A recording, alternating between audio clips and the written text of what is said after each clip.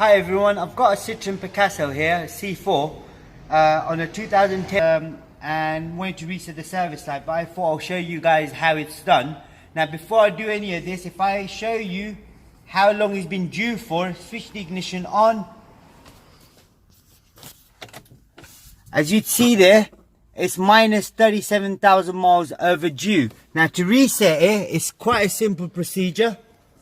Now what you do, switch the ignition off. You got a reset button here, which is right inside this button here, next to, it's got a 00 basically, right? The second button on your right. So what you do, switch the ignition off, hold that button, switch the ignition on.